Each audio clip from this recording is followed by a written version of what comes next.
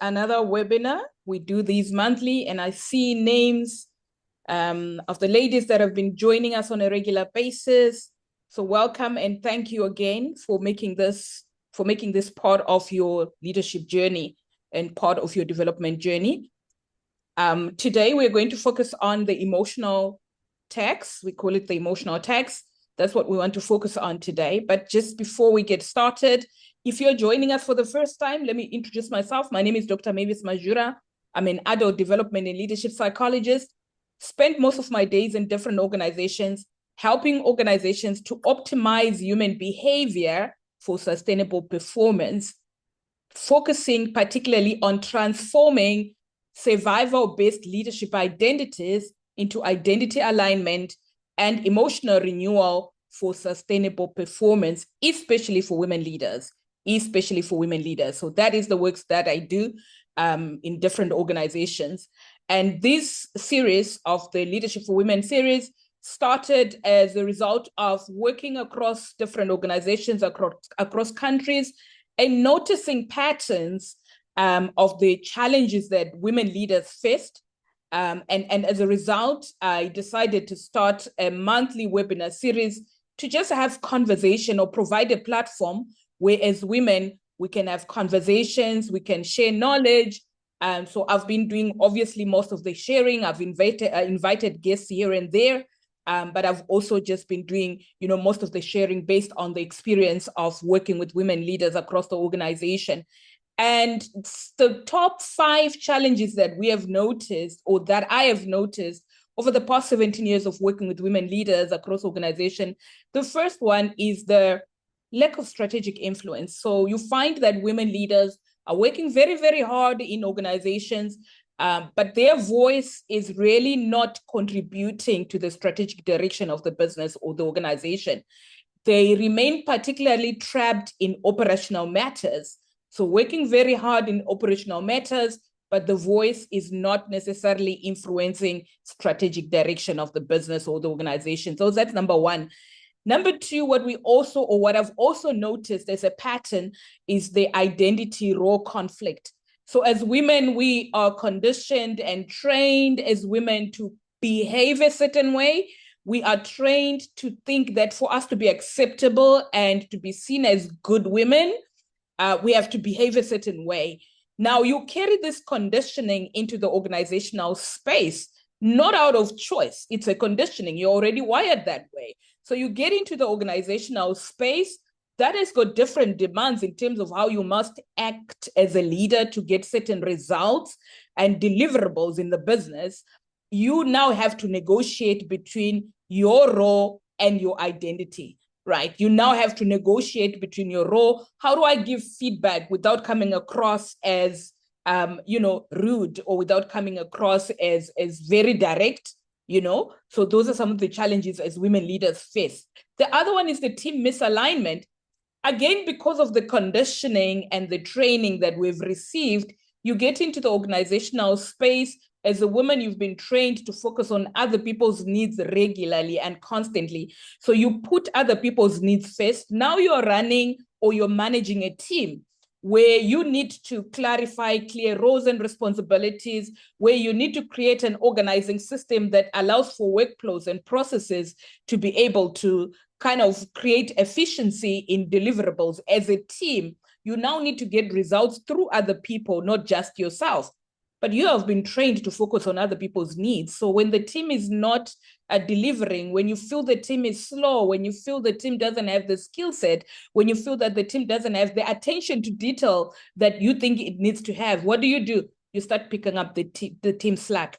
So you start doing your work, their work. I remember coaching a particular executive in one of the government entities, and she said, well, I have been doing their work during the day, and I start my work from 6 p.m. onwards because I'm busy with the team's work. And she was managing a team of managers. I think a team of managers was like 8 managers reporting to her. And under her, I think the whole team was about, more than 50, right? But now she's doing most of the work of her 8 managers as a result of you are not holding them accountable. You're not creating a system of ownership.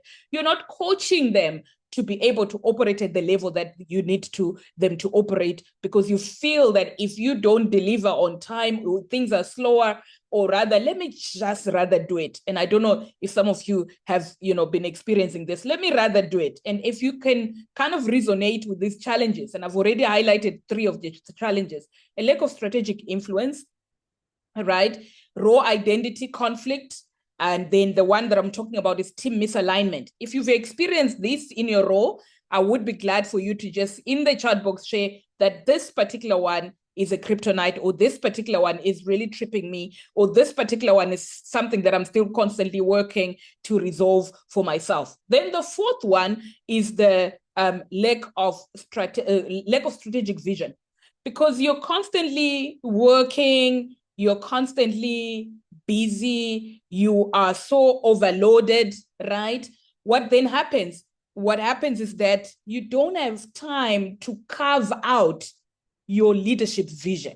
You don't have time to create clarity around what is my leadership vision, okay? What do I want to focus on? What is the impact that I want to make? What do I want to be known for in my role or in my leadership journey, okay? So then you don't have time to carve out your clear leadership vision. So you then see most of the leadership for men, women leaders is mostly reactionary. We're just doing what's available to be done, right? We're just available and we're just doing what's there to be done. And the 5th one is the raw overload.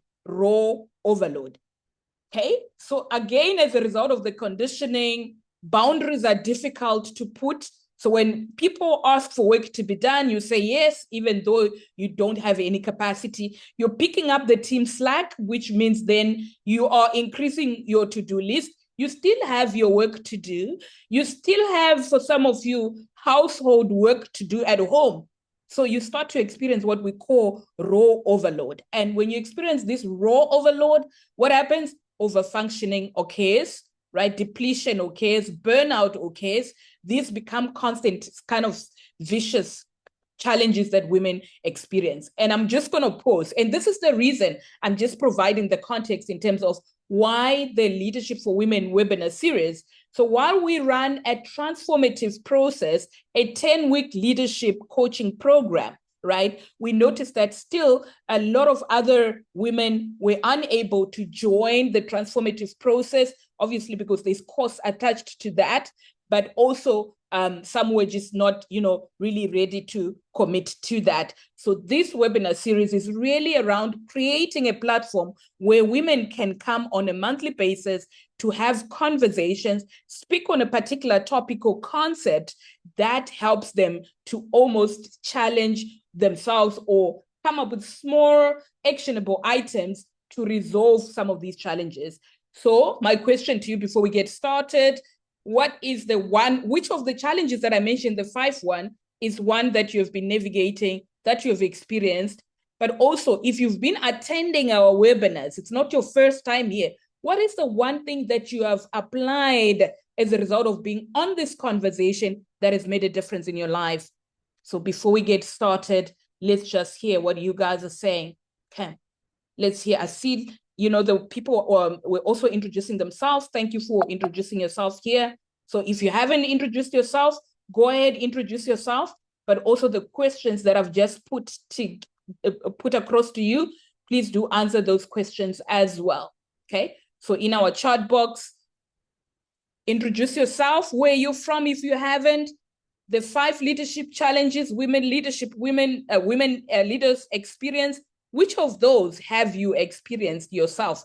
And then if you've been attending our webinars, what is the one thing that you've put into practice that has made a difference for you? Okay. Michelle says, I have raw overload 100%. I have raw overload 100%. Okay. I have raw overload 100%. Let's hear what others are. Where are you? Okay, my first time joining the webinar. Welcome, Mariam. Alberton, I have raw overload. Okay, yes. So call center, managing raw overload. So doing so much. Okay. All right. Is there anything, Karinyen, is there anything you have put into place that has helped you? I know that you've attended, more than one time of our sessions. Okay. Mariam says lack of strategic vision. Okay. First time as well. Nomonde, welcome. Okay. Sluggish response from the team. So team misalignment, Wanda. So that's a team misalignment. Okay. Thank you for sharing. First time joining. Welcome, Annette. Okay. Welcome, Annette. Okay. Mavis Sipati Siwe says, I find myself doing other people's work 80% of the time, which is a similar theme. Yeah. Yeah. So doing other people's work. So that is a team misalignment. Yeah. Raw identity conflict. It could sit anywhere, that doing of the work of other people's of other people's work. Okay. Raw identity conflict. Yeah. Okay. Lack of strategic vision. Thank you for sharing that. Okay. I have a team that rely on I have been able to rely on my team. I'm able to switch off, work late every night as before. Okay, awesome. Well done. Okay. First time, team misalignment and lack of leadership vision.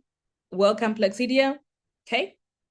Boundaries really helped me a lot. Okay. Boundaries really helped me a lot. That's awesome. We need to know that what we're doing is making a difference. Otherwise, we're then just gathering for no reason every month. I need to know that what we're doing, because we're investing our time, we're investing our energy. We need to see that this makes a difference. We need to see that this makes a difference. Okay. So if you're here for the second time, you've attended our webinars, we need to know, what have you done? And my challenge to you as you actually go through this webinar today is to identify one thing out of this webinar, one to go and put into practice immediately. One thing out of this webinar that you're going to put into practice immediately. Okay. All right. Thank you so much. Thank you so much for your feedback. I am going to share my screen. Tony, I don't think I can share. Tony? Try again, please. The host isn't allowing sharing for the meeting. Oh, yeah. I had you with co-host status. Okay. But for some reason it vanished. So please go ahead. Yeah, thanks. Yeah, okay. Thanks for that. Thank you. All right, so I'm going to share my screen, guys. And as I am sharing my screen, I need you to prepare to do a quick Menti. So I'm going to bring up a quick Menti so that we can just answer a few questions so that we get your voice into the room. What is your experience in regarding this topic that I am bringing up? What is your experience regarding this topic that I am bringing up? Okay, I just hope that checking that you can see my screen.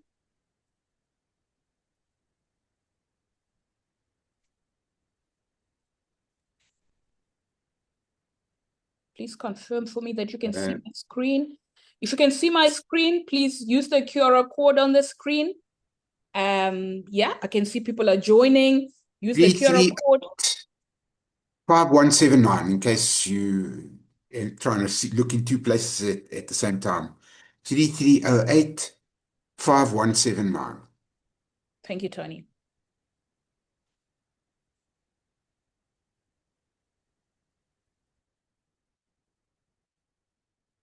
Awesome. In one word, how are you showing up today in the session? How are you showing up? Tell us how you're showing up. Okay, awesome. Thank you. How are you showing up today? Positive, eagerness, ready to learn, exhausted. How are you showing up today? Where are you? Where does the session find you? Open-minded, fascinated. Okay. Where are you and how are you showing up today? Overwhelmed. Okay. How are you showing up today? How are you showing up today? How are you showing up today? Feeling amazing. Awesome. Okay. I love this positivity on a Friday like this. I love the positivity on a Friday like this. Okay, for the sake of time, we're going to move on. We're going to go to the next one. Okay. What is the first word that comes to mind when you hear strong woman leader? Strong women leader. What comes to mind?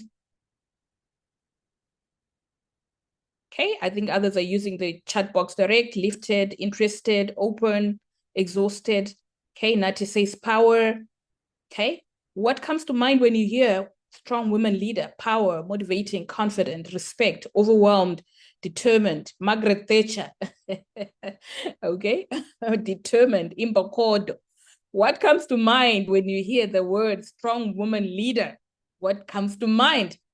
Right? Think about watching the biography of Mama Winnie Mandela, right? So if you watched it, right? So it had a mixture of things. I remember when I finished watching, I didn't know, wait, what does this mean for us? What does it mean for power? What does it mean? It left a kind of confusion. You couldn't land on a particular, point or side of this leadership thing. Sacrifice, okay, overworked, okay, goal-oriented. All right, thank you for sharing this.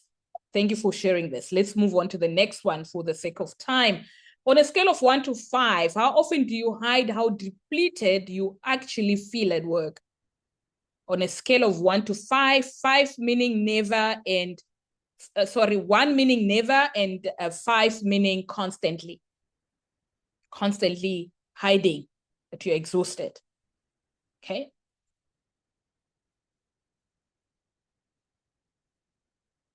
How often do you hide how depleted you are at work? Okay, you don't want people to know. You hide it. You put the makeup, you cover all the bags on your eyes so that people don't notice. All the strain and the what is it called? The strain, that is on the face. You make sure that you cover it with your makeup. How often do you hide how depleted you feel at work? How often do you hide?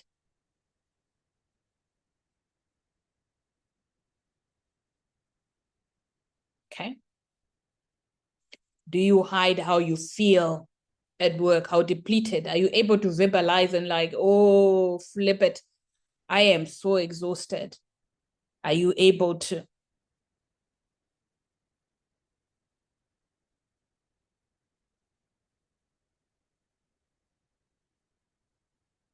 Okay. All right, we're going to move on. Which of these do you most often which of these do you do most often before anyone else notices you're struggling? Which of these do you do often before anyone notices that you're struggling? Which of these do you do often before anyone notices that you're struggling? Okay. I think it was four on the previous one, right? So there's often a hiding of how we are feeling. We cover it up. We don't want people to know. Okay. Push through and deal with it later. Okay. Vent to some trusted person, then reset. Take it home and process alone. Okay. Which of these do you often do before anyone else notices you're struggling? Okay, so there's a lot of pushing through and deal with it later. And then taking it home. So almost like at the same place. Okay. Yeah. Take it home and process or hide it. Kind of just, let me deal with it myself. I'd rather. Okay. And then push through it and just, continue to hope things will work out. Okay, finish this sentence. I would feel more supported at work if. I would feel more supported at work if. What would make you feel more supported at work as a female leader? What would make you feel more supported at work as a female leader? Finish this sentence. I would feel more supported at work if. What would make you feel supported at work? If I make decisions based on work for me. Okay, acknowledgement. People don't make it a political playground. Okay, respected. My voice is heard. I was recognized and appreciated for the value I add. My manager supports me. I was respected for the work I do, treated the same as male leaders. Acknowledgement. I got more involved than being silenced. Paid what I'm worth. Okay. What would make you feel supported at work? Sorry, I need to go back to this one. Just trying to see what's coming up here. Okay, consistency. I'm invited in the right rooms, get resources, respected as a female. Okay, what else is coming out here? Okay, I got paid same as my other colleagues. Yeah, we're still being paid late slide, paid for what I'm worth, being encouraged, manager support. Okay, given a chance. Okay, what would make you feel more supported as a female leader? Okay, all right, thank you so much. Thank you, guys. Let's get into the actual content. Thank you for your voice, and we'll keep on referencing this to this as we go along. Let's actually get into the actual content for today. Our time seems to be galloping, as it always does, right? Our time seems to be galloping. But as I am sharing the presentation, I'm also just remembering that if you are on LinkedIn and we're not connected, please do connect. If you're on LinkedIn and we haven't connected, please do connect. I sometimes share some things on there that are also useful for our learning. So if you're on LinkedIn and we haven't connected, please do connect. I also wanted to share with you just that I launched my book. I launched a new book this past month, 27th of June, and it was such a great success. And the book is looking at financial well-being for women leaders, financial well-being for women leaders. If you have not heard of this book, or you have not been able to hear anything that I have been on some of the media platforms, and we'll continue to do that throughout August.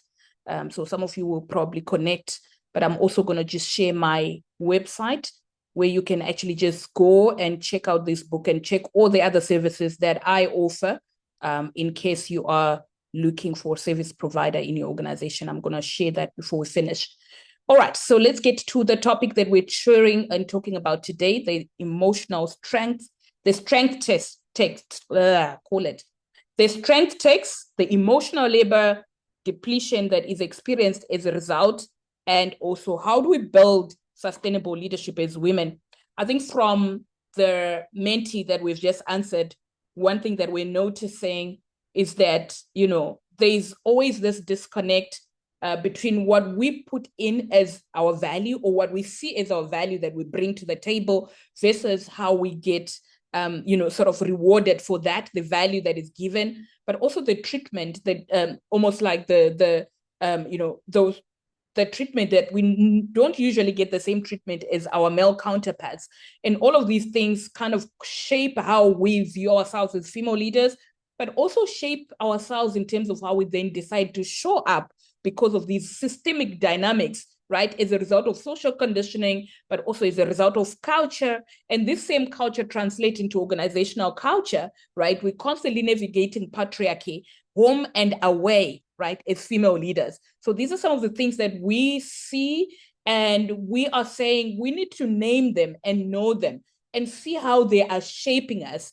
And for places or for issues where we have agency, we can then choose how we show up.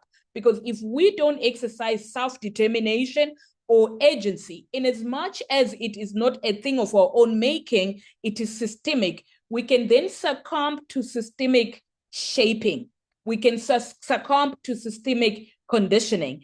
And most of the time when we are conditioned by the system, it's hardly to our own advantage. It's usually detrimental to our well-being. It's detrimental to our leadership effectiveness. So we need to identify. So we are naming these things, how they are shaping us, the systemic environment, the culture, the social conditioning. We want to be aware, and awareness can give us enough leeway or bandwidth or psychological capacity to be able to be agentic.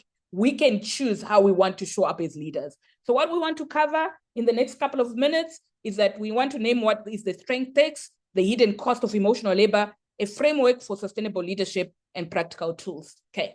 We know that most of us have been praised for being a strong woman, right? You have been praised for being strong, but nobody asked you what it cost you. So we want to provide the name today. What does it cost you to be this strong? And I think some of it has already come out in our mentor, right? So there's an ongoing cost of appearing resilient, composed, and capable, right? And also being paid disproportionately from other leaders. This is an often invisible labor that women leaders have to sort of pay, and it is rarely reimbursed. You pay, but nobody pays you back for it. So it continues to be invisible. Nobody sees that, okay, you are putting in the same amount of work, yet you're paid disproportionately. You are constantly having to navigate difficult emotions to make sure that everybody feels comfortable, but nobody notices that. So let's look at your invoice, right? So when this bill is coming to you, what are the line items of you looking like a strong person all the time, hiding how you are feeling? And we saw that in the mentee, that we would rather go and deal with it. We would rather just push through, right, and deal with it later. So your invoice, the line items, what it is costing you to be strong all the time, it's the composure fee, okay? Staying calm so others can be anxious. So you stay calm, everybody else is throwing toys and tantrums out, you're not allowed to be doing the same thing. Because then when you start throwing tantrums out, it has a name and a label. You are causing drama. You're a drama queen. So you try and stay composed, right? But it doesn't mean that you're not experiencing the same emotion that other people are experiencing, the same anxiety that other people are experiencing. So you have to kind of make sure that you are, managing this anxiety, that it doesn't get you to a place where you get another label for experiencing the emotion. Invisibility surcharge. So the unseen work that keeps things running, okay? So there's work that you do that is not seen, that is not valued, that is not given a prize, this emotional labor. There's no prize for it. Nobody's watching that you are trying to compose yourself so that there is, peace. Nobody's watching that you're absorbing other people's emotions, right? The always on levy. So when you're always on, no real switch, even after hours, this is the cost that you're paying, okay? Does anyone notice? Does anyone care that you're always on? Not really. They care that you have delivered. They care that there's deliverables for you, okay?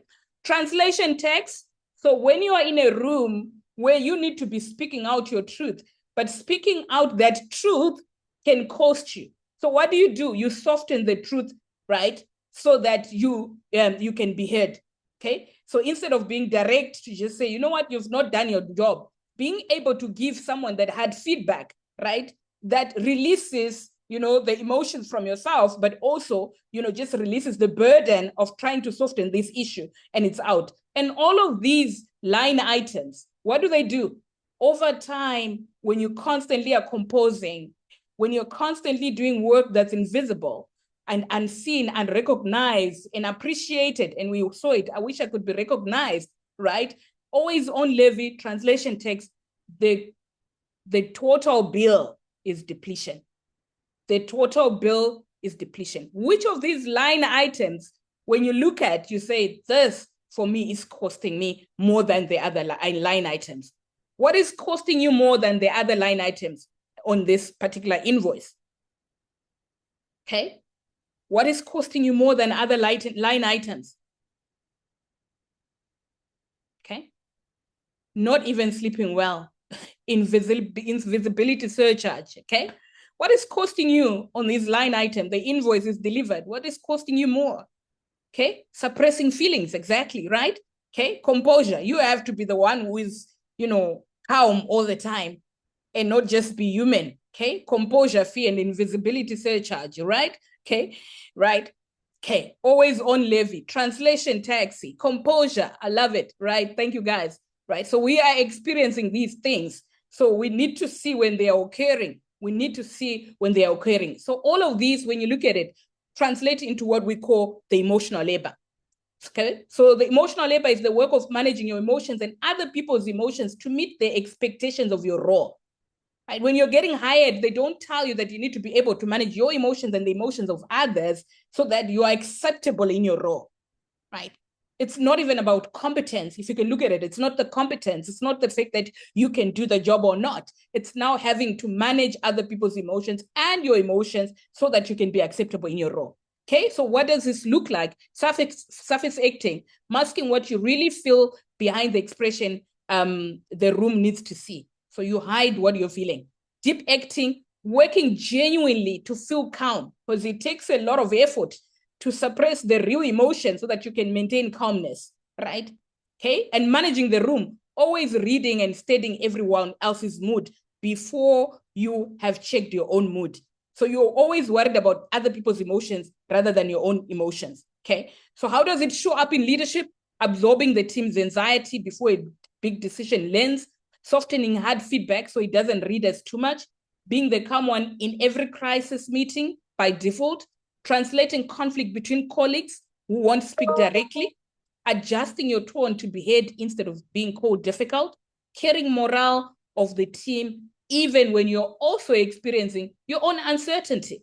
Okay, you're experiencing your own uncertainty, but you still have to carry the uncertainty of the team. Okay, and we said this over time causes depletion. How do you know that you're depleted? We know that you're depleted. There's a physical, there's emotional, there's cognitive depletion.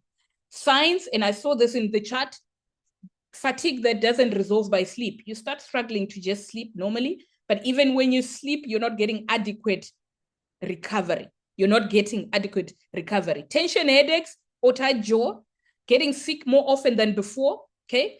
Irritability, so at an emotional level, how do you know? Irritability that even surprises you. A creeping numbness or flatness. There's no joy. You can't tell now, am I happy or am I not happy? Okay, what's going on? So there's no emotional movement. You just flat line, if that makes sense. Then resentment into relationships. You start to resent people.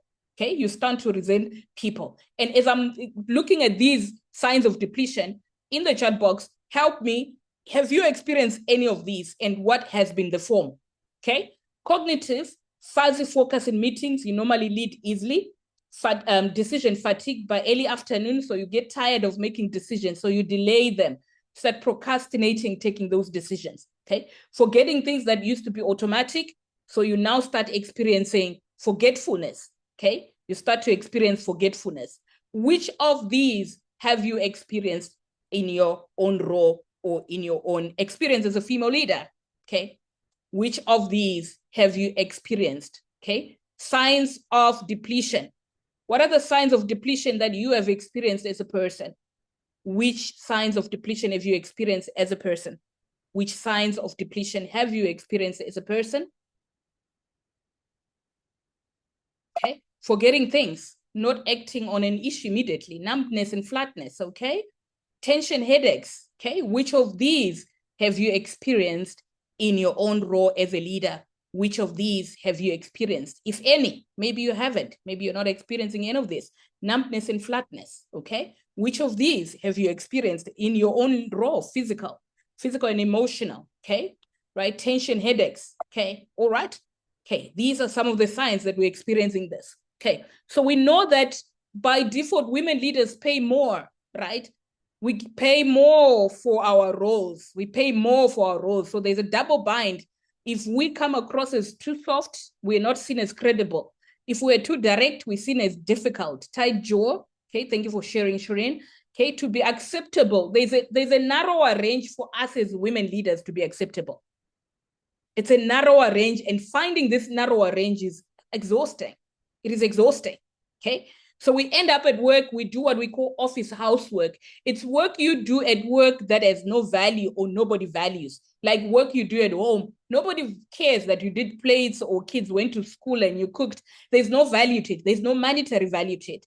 So we come to the workspace and there's almost like a translation of some of that, where some of the work we start doing is not valued at all. It's almost like an expectation that you should do it. Things like mentoring, not taking, culture caring as women leaders. It's almost like default. Nobody puts a value on, yeah, you're mentoring people, let's increase your salary. Or we're taking notes, let's increase your salary. So there's kind of work we started to do at work that feels like office housework. No value, no recognition, no reward, no one cares. Okay? And then there's composure as the price of the entry. So visible strain is read differently depending on who shows up.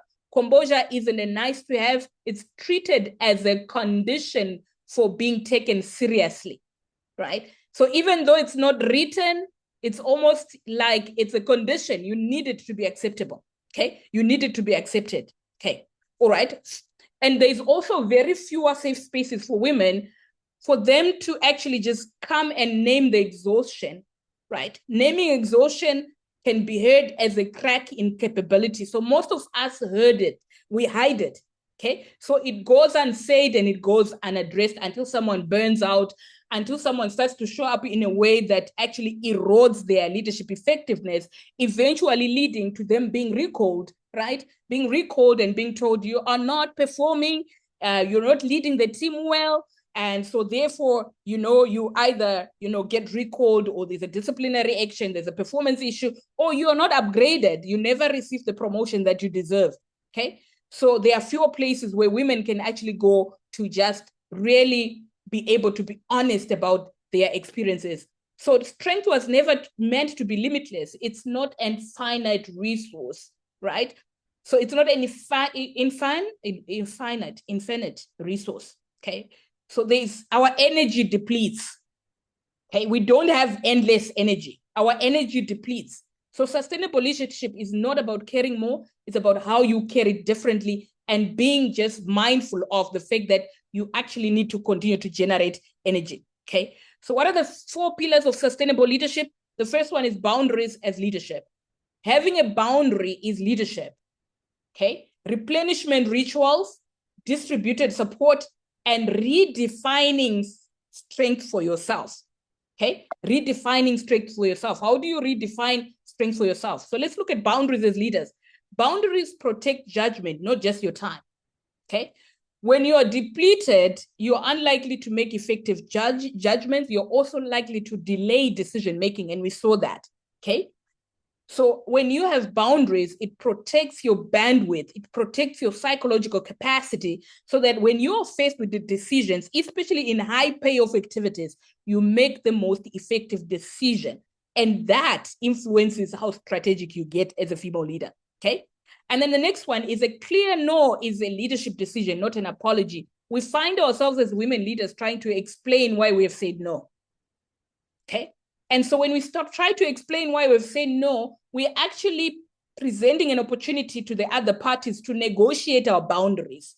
Okay, a boundary is not supposed to be negotiated. It is a boundary. That's it. I don't have to negotiate my boundary. But us as women leaders, because of the way we are trained to meet other people's needs, to please other people, we want to come across as sensible. We want to come across as likable. So what do? We explain the reasons why we've put a boundary in place, but without realizing that the moment you do that, you're giving people an opportunity to negotiate it. And so therefore, it's no longer a boundary if people can negotiate it, okay? Model the limits you want your team to respect too. So if you answer messages midnight, you have set a real policy, right? You're sending emails midnight, you're setting a real policy. I'll give you an example. I was coaching a particular executive, and we're talking about boundaries. And so as a result of the process where she was changing her identity, so you need to understand that these things are not just behaviors, they are ingrained in us. So they've become identity.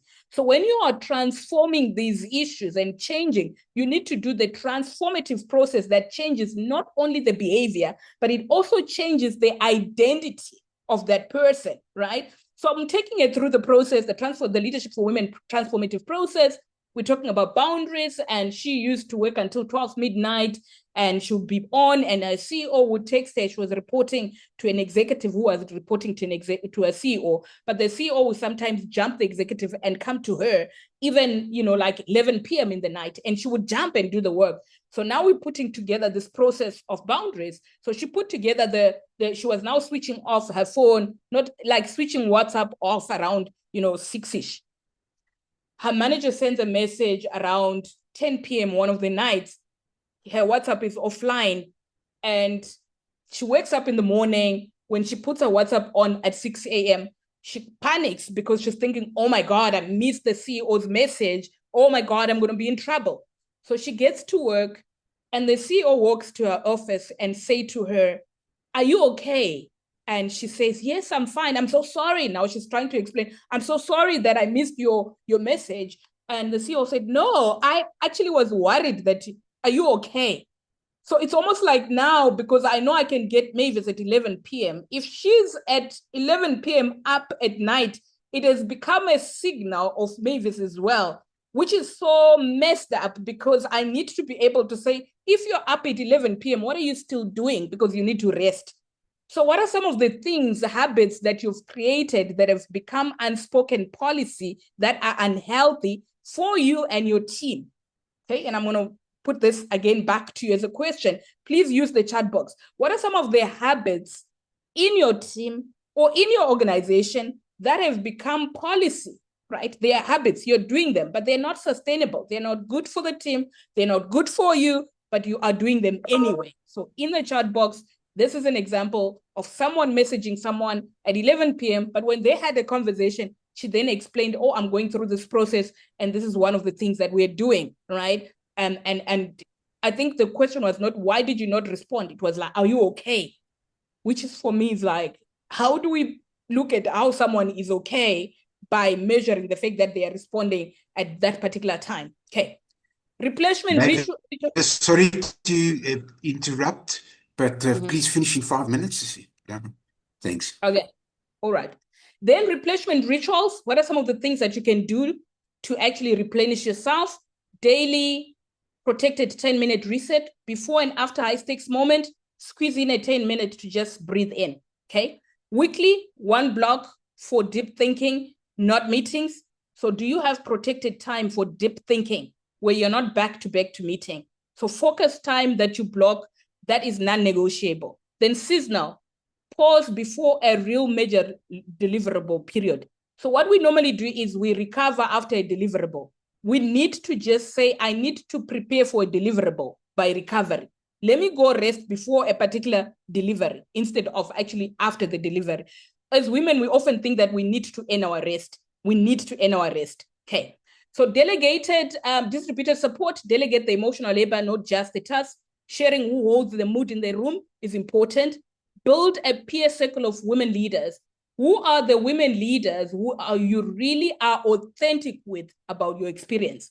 Okay, people who understand the emotional text without lengthy emotional explanation. I often, like, I'm speaking to one of my colleagues, I'm like, she will call and say, "Do you need a debrief? Do I need a debrief? Do you have capacity?" So there's language that we now understand that if someone says, "I don't have capacity," they don't need to explain themselves. They have no capacity, and that's it, right? Okay, so let mentorship flow both ways. So you're mentoring, let other people mentor you as well. Okay, normalize having a coach, right? And normalize asking your organization to pay for your coach. I know some of us hesitate that if I go and ask for coaching, it just then means that maybe I'm not competent enough. But it doesn't mean that. It means that you need someone to help you to expand your psychological capacity. You need someone else to help you with building or with identity alignment, emotional renewal, so that you can be more effective, right? Redefining strength, asking for help is a data point, not a confession. Okay, it tells you team where the real capacity gaps are. Rest is strategic, not indulgent. So when we are resting, we're not being indulgent. Okay, visible strain, well communicated, builds trust. So than invisible struggles. So in as much as we're hiding our struggles, people can read through us. People can read through us. Okay, where is your strength takes highest right now? Okay, where am I absorbing emotion that isn't mine to carry? What am I doing from obligation, not choice? Who could I hand this to and haven't asked? So these 3 questions in the chat box, or just as a reflection point. Where am I absorbing emotion that isn't mine to carry? What am I doing from obligation, not from choice? Who could I hand this to and haven't yet asked? Okay. So what can you do? Weekly energy audit, track your energy daily. Okay. Notice the patterns, adjust. No one is coming to get you. Agency is what we have to do. Self-determination is what we have to learn. Okay. So if you start leading sustainably, what changes? Okay, teams feel safer admitting limits. burnout culture loses its grip, performance becomes durable. Okay. Your example gives others permission to be honest before they are at the breaking point. Always on stops being the unspoken standard of commitment, results that hold up for quarters and years, not just impressive sprint. Okay. So what are the micro commitments? You can choose one boundary, block one recurring replenishment slot in your calendar, name one person to share the load with, and say one true sentence about your capacity out loud. Okay. Again, strength that costs you everything isn't leadership. If your strength is costing you everything, it's not leadership. Strength is meant to sustain you and those that you lead. Okay, not to deplete you. Strength is meant to carry you over a longer period of time, not to deplete you. Okay, and I think that is the key thing. How do we make sure we name it, we know it, we manage it, we self-determine, we make choices, we make the behavioral and the mindset shifts that are needed for us to be able to maintain sustainability. And with that, if there's one or two questions that I can answer, our webinar is usually 45 minutes. And I know Tony just gave me 5 minutes, which is probably 2 minutes now. If there's any question that I can answer, but again, an invitation, connect on LinkedIn. We normally continue to share the conversations. Also go to my website, drmavismajura.co.za. You can also get, resources, especially my newly published book. It will probably be, kind of useful if you want to explore that. Also, we'll send you information regarding the transformative process, the Leadership for Women transformative process. So while we have shared the emotional strength text here, it is rooted or deeply ingrained in us. It's now an identity. And shifting an identity on your own is usually difficult. It's not just about behavior change. It's mindset. It's narratives that you carry. It's the habits that you've carried for years. It's the self-concept that you need to transform for you to maintain a leadership, a sustainable leadership identity. Right. Okay. All right, very informative. Yes, Mavis. Rushed, yes. 45 minutes is not a lot, Rondin. I trust, I agree. But I hope that you've taken one or two things that you can take out. Okay, happy to have part of this session. Thank you. Okay. Mavis, if I may comment, as an interested observer, you are on fire today. We could have easily gone on another half an hour and no one would have... but unfortunately, people have committed to a certain time. Thank you so much. Thank you. Just have a look in the chat, and everybody is saying the same thing. Thanks so much. People, we're going to be writing to you shortly. We're going to be sending you details of the recording. If you enjoyed this, pass it on to somebody else who you think might get value. As well as we're going to give you Mavis's contacts if you want to keep the relationship going, if you're interested in some of the things that Mavis has to offer, or if you're just interested in constantly being part of her stream. Mavis, thanks very much. On behalf of the audience. Tony. Thank you, everyone. Have a great weekend. Thanks, people, and I'll be in touch shortly. Thanks, Bye. Bye. Thank you.